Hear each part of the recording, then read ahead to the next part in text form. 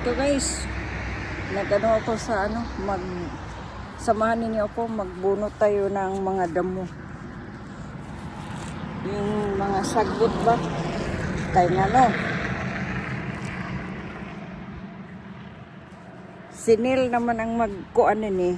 Yan yung pang-apak-apakan, mas may ako na lang ang magkuan, apak-apakan niya ang mga bulak ko. Ako na lang mag-ano dito. Kasi walang patawad yun.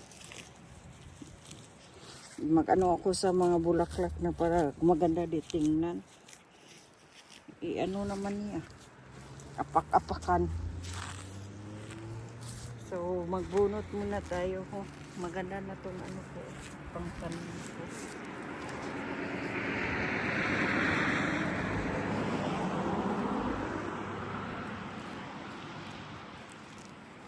Ma-enjoy talaga kami sa ganito na weather dito kasi ilang buwan na lang to i-enjoy talaga namin kasi magbalik na naman to pag ilang buwan lang kami ma-enjoy.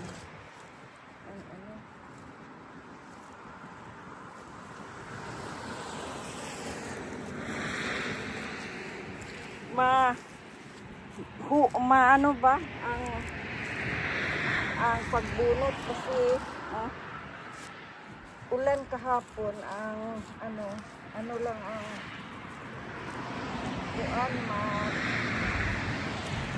maano ang damo ano lang siya bunutin, ano lang dito kasi maingay, maraming sasakyan magdaan. Maraming sasakyan dadaan dito. Maingay.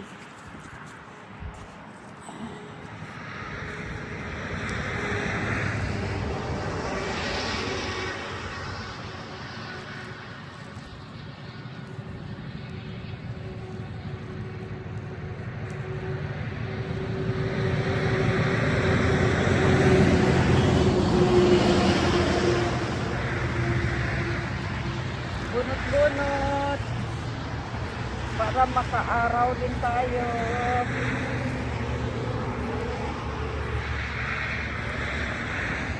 Bunot-bunot lang tayo.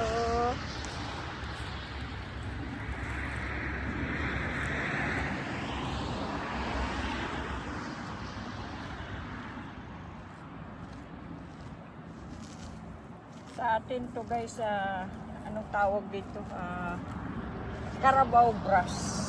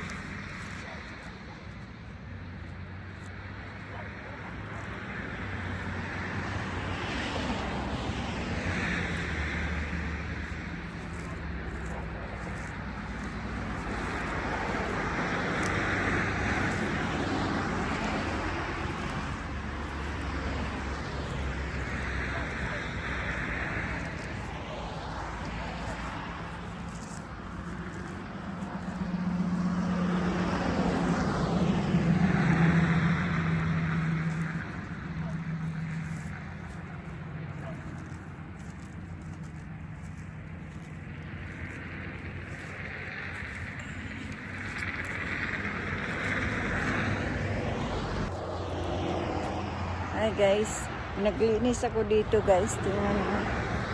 Itong binili ko kahapon sa Home Depot. The other day, Saturday. So nilinis ko na dito. Kasi maganda ang panahon. Malamig-lamig siya kunti kaniyang umaga. Pero ngayon maganda na. Malakas ang tingnan nyo. Yun ang lipang tanim ko. Yung magtatanim ko niya. Ilipat ko to kasi magkahoy daw to, sabi niya. So yun. Yun ang ipang tanim ko. So, ang gagawin ko ngayon is mag-ano na lang ako dito.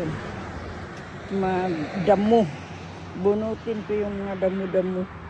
Kasi kung anuhin yun ni nila. Yan na guys. Natapos ko din. Yun, nawala na ng damo. Yun. Yan ang mga bulaklak na binigay ni Gigi at ni Ate Pilet. Ito last year yun, binili namin ni Gigi sa yun. Tapos na sana maganda na to sa this summer. Update ko kayo sa summer. Guys, doon na naman ako sa kabila mamaya. Saingin ako ng kanin kasi ito guys, tawag to bleeding heart. Galing to kay Gigi at saka ito naman galing doon sa kabilang bahay. Yan, galing kay Ate Bilit. Ibang kulay daw yun. Bleeding heart pa din yan. Yan. Tapos na tayo guys. Yes. Magsaing muna tayo sa lunch para tuloy-tuloy na ang trabaho. Ayun. Yun ang mga pangbili ko sa ano. Ilagay ko yun doon sa harapan. Yun. May bulaklak na nga. Ito ang binili ko sa ano. Binili ko ito sa Saturday. So, na-cross naman ito kaninang umaga. Hindi naman siya na-cross. So, nag-ano siya. Alright guys.